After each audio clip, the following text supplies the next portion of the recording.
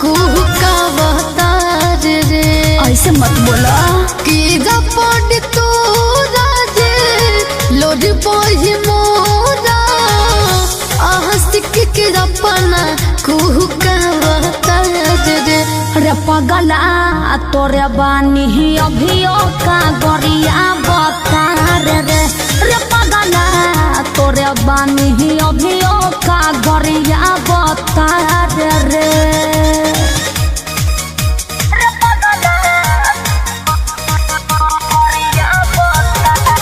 Music by Arya Sharma।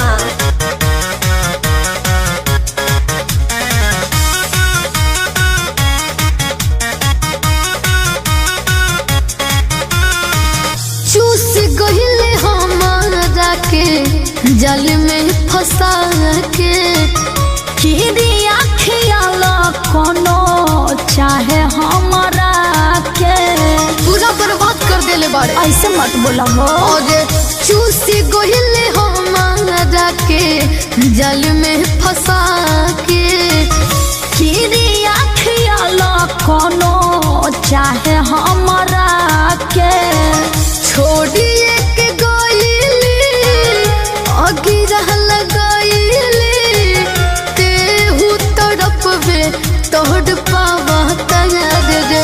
रे पगला तोरे बानी अभियो का गरिया बतार रे।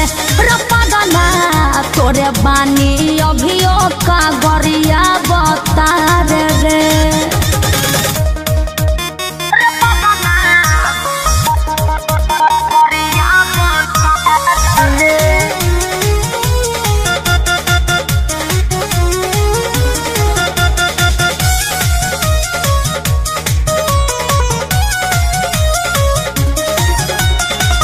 फीलिंग के हमारा न कवनो कैले ती कदर रे। तू ही बाड़े आखरी तू ही बाड़े पहला प्यार रे। विश्वास काहे नहीं खो फीलिंग के हमारा न कवनो कैले ती कदर रे।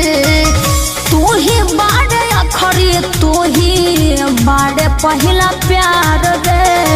अदर से लाल बाबू का सत्य सवार करके हिंदी में बुरा बकवाना बता रे। रे पगला तोरे बानी अभियो का गरिया बतार रे। रे पगला तोरे बानी अभियो का गरिया बतार रे। माफ कर दिया हमके।